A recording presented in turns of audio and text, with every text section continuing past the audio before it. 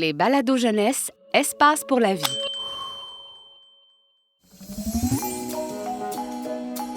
Vous écoutez Radio Plante, la radio par et pour les plantes. Un balado du Jardin botanique de Montréal.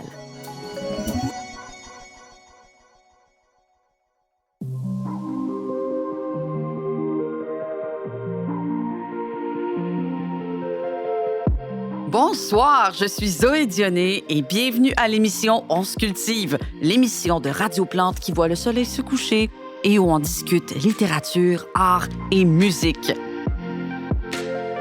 On commence avec quelques nouvelles culturelles. Au cinéma cette semaine, un film pour jeunes pousses, Plante Patrouille, qui raconte les aventures amusantes d'une patrouille de plantes toujours prête à aider leurs amis. Une belle sortie en famille. Vendredi commencera le festival Musique botanique, dédié aux plantes musiciennes. Le groupe Les Patates électroniques y présentera son nouvel album, des créations originales à la sauce électro. Ne ratez pas le festival Musique botanique, la programmation est tout simplement exceptionnelle. On se cultive sur Radio Plante. Cette semaine est vraiment riche en événements. On retrouve tout de suite notre journaliste Mayline Aubépine en direct de la Fête de l'amitié autochtone. Bonjour Mayline! Bonjour Zoé. Présentez-nous donc cette fête-là. Bien sûr. La Fête de l'amitié célèbre l'harmonie entre les végétaux et les peuples autochtones du Canada. Elle souligne le respect et la communion qui nous unit depuis des siècles. Et bien sûr, chaque nation se distingue par sa culture, ses traditions, sa langue et son territoire, mais elles entretiennent toutes des liens privilégiés avec la nature. Mais quelle belle occasion pour fêter! Alors, qu'est-ce que vous voyez, Mayline? Il y a une foule d'humains et de végétaux qui se pressent pour profiter de la belle soirée. Je suis devant une scène où de jeunes pins blancs présentent un spectacle de chant et de danse traditionnelle. Oh, les spectacles de jeunes pousses, c'est tellement mignon! Pourquoi des pins blancs? Le pin blanc est un symbole de paix et de vie pour plusieurs nations. Il est tellement haut qu'il sert de point de repère aux humains en forêt. Formidable. Je crois savoir que cette fête met à l'honneur les liens ancestraux entre humains et végétaux. Oui, la Fête de l'amitié est un événement qui célèbre le partage et le respect pour les 7 générations à venir, comme la tradition le veut. Je m'approche justement du coin jardin où j'aperçois les 3 sœurs. J'en profite pour expliquer à nos auditeurs que les 3 sœurs sont, à l'origine, des divinités iroquoiennes. Aujourd'hui, on les connaît comme un célèbre trio de plantes, un plant de haricots, un plant de maïs et un plant de courge. Les Iroquoiens les ont surnommées comme ça car ils se sont rendus compte qu'ensemble, elles sont plus fortes. Est-ce que vous y êtes, Mayline? Oui. Les 3 sœurs présentent les secrets d'un jardin solidaire où les plantes s'entraident pour mieux pousser. Le maïs se tient bien droit pour protéger les courges du vent et du soleil avec ses grandes feuilles, et les courges protègent le sol et gardent la terre humide. Pendant ce temps, les petits haricots essaient de s'accrocher à la tige du maïs pour grimper vers la lumière, sans tomber sur les courges. Oups, un haricot a presque pris une débarque. Mais c'est vraiment bien fait, hein? Les 3 sœurs poussent ainsi ensemble en s'aidant les unes les autres. Alors, Mayline, est-ce qu'il y a d'autres réjouissances au programme? Oh oui! On trouve des espaces dédiés aux contes et à la tradition orale ou encore à la médecine traditionnelle avec les plantes. Et je suis présentement en route vers les cuisines de la fête. Oh, la cuisine! La cuisine! Super, j'adore ça! Ouf! Il y a beaucoup de monde! Je crois reconnaître le célèbre cuisinier Mohawk Otera qui a l'air très occupé. Il prépare le traditionnel jus de fraise qui sera partagé par les humains au powwow de Ganawagé. Le powwow marque l'arrivée de l'été et met à l'honneur nos amis les fraises. Ah oui, ah oui, ah oui! La fraise est un fruit sacré dans la culture Mohawk. C'est vrai, elle représente la santé et la vitalité des beaux jours. Oui, tout à fait. J'essaie de m'approcher, mais des érables à sucre me cachent la vue. Ils sont tellement feuillus. Ils sont en train de distribuer des produits de l'érable à des humains et... attendez une petite seconde. Marie Érable m'explique que ses ancêtres ont livré les secrets de leur sucre aux Premières Nations il y a des siècles. Elle dit que c'est grâce au savoir-faire des Iroquoiens du Saint-Laurent et des Algonquiens que les humains consomment toujours du sirop d'érable. Il a tellement de succès qu'il est maintenant connu à travers le monde. Ah, ça, les humains adorent le sirop d'érable, hein? Pour finir, Méline, je crois qu'une cérémonie spéciale est prévue pour ce soir, hein? Oui, c'est le moment le plus important de la fête de l'amitié et c'est sur le point de commencer. Le soleil se couche, la nuit arrive bientôt.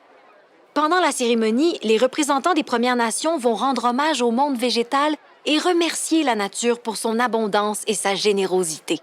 Plantes et humains commencent déjà à affluer vers le lieu de la cérémonie. C'est vraiment un plaisir de voir la nature honorée de la sorte. Wow! Merci, Méline. Bonne soirée et bonne cérémonie à toi. Merci beaucoup, Zoé. C'était Méline Aubépine en direct de la Fête de l'amitié autochtone qui célèbre les liens de respect, de réciprocité et d'amitié qui unissent les végétaux et les peuples autochtones.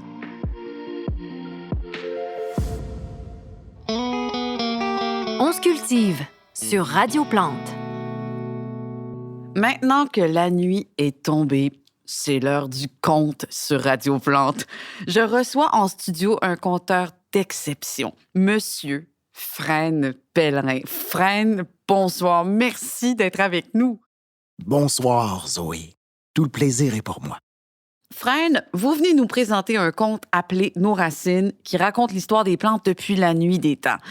Bon, chers auditeurs, laissez-vous emporter par la musique des mots.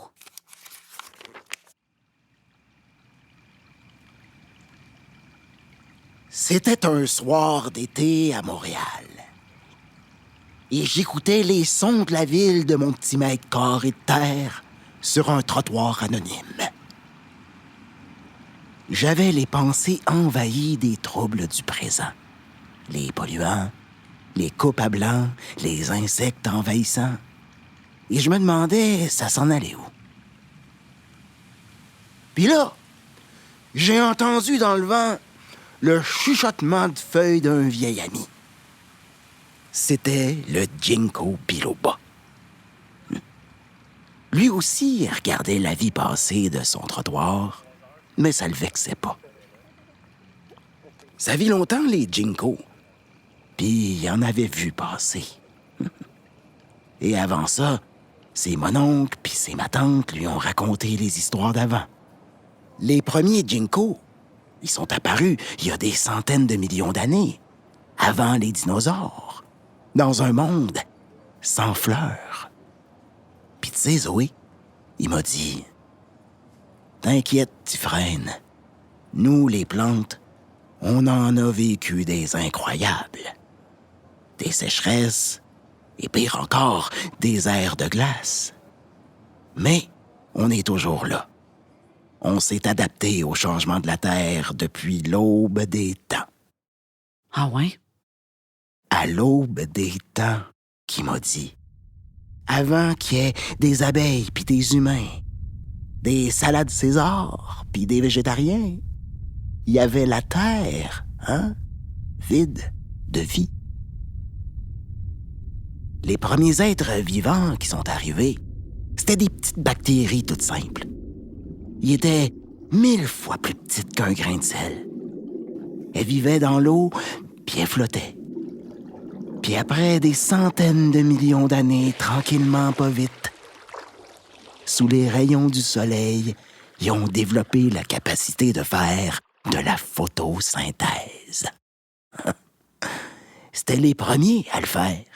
Et c'est comme ça qu'on se nourrit encore aujourd'hui. J'étais sans mots, Zoé. Oh, wow. Au bout de peut-être 1 milliard d'années, les algues vertes sont apparues. Et pendant qu'elles dansaient dans la mer au rythme des courants, elles remplissaient l'atmosphère d'un souffle d'oxygène. Puis au rythme des marées, il y en a qui se sont adaptés à vivre hors de l'eau.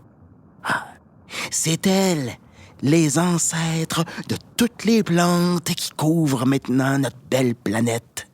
Même de toi, Zoé, et de toutes les plantes qui écoutent. Des algues vertes qui ont évolué pour survivre sur Terre au sec? Oui, Zoé, c'est ça que le vieux Ginkgo a dit. Après un temps à se faufiler plus loin sur la terre ferme, des tiges se sont formées chez nos ancêtres. C'était nouveau dans ce temps-là. Et ça a permis aux plantes de se tenir debout et de toujours se rapprocher du soleil. Ouais. Puis ça n'a pas été long avant que cette belle gang de petites tiges colonise la Terre. Après des millions d'années encore, il y a des plantes qui se sont vues pousser des feuilles comme des panneaux solaires pour capter les rayons du soleil. Des tiges, des feuilles, hey, de la grosse technologie. Tout un changement. Et encore des millions d'années, des millions et des millions d'années, et il y a des plantes qui commencent à faire du bois. Les premiers arbres. Ouais, avec leurs troncs solides contre le vent, avec des racines bien ancrées dans le sol, ils s'allongent toujours plus haut vers la lumière. Puis parmi eux, dit le vieux raconteur, il y avait même des ginkgos. Il n'y a pas si longtemps, il y a seulement 140 millions d'années, il se passe quelque chose qui va transformer la vie des plantes et le paysage et leur donner ben de la couleur. Les fleurs, Zoé. Des fleurs. Wow! Une des dernières grandes inventions des végétaux. Ouais, on dit que les insectes capotaient tellement c'était beau. Les fleurs ont révolutionné notre façon de faire des petits bébés plantes et d'agrandir la famille partout dans le monde. Une fleur, ça fait une graine, puis la graine qui apparaît est protégée dans un fruit. Hein? Puis aujourd'hui, la plupart des végétaux de la planète font des fleurs, même les arbres. Faut croire que ça marche. Certain. Et le ginkgo m'a dit, dans ma famille, on le sait bien, toutes les plantes de cette histoire sont importantes. Ils en ont traversé des aventures pour en arriver à notre beau monde aujourd'hui, plein de nous autres. Et nous, les ginkgos, on est chanceux d'être toujours là, jusque dans les rues de Montréal. Le vieux ginkgo a fini son histoire en me disant « Tu sais, Frêne, la vie peut être pleine de changements des fois. Ce qu'il faut se rappeler de nos ancêtres, c'est que la vie, elle évolue. Elle s'adapte. Elle se transforme. Et les futures générations, nos descendants, continueront à faire de même. »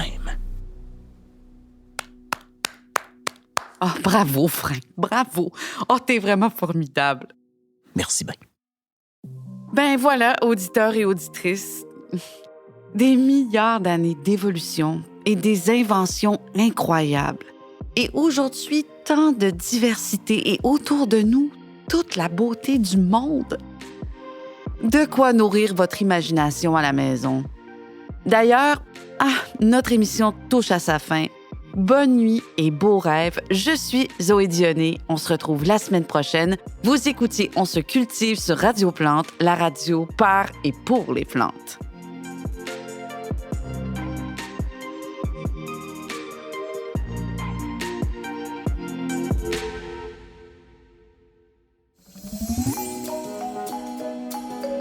Ce balado est une production signée La Puce à l'oreille pour Espace pour la vie. Un texte de Lucille Aumonier et Martin Payette, avec les voix de Véronique Pascal, Philippe Racine et Noémie Leduc-Vaudry. Une co-réalisation de La Puce à l'oreille et des studios Bakery. Espace pour la vie est un service de la Ville de Montréal et le plus important complexe en sciences de la nature au Canada. Pour retrouver tous nos balados, rendez-vous sur espacepourlavie.ca.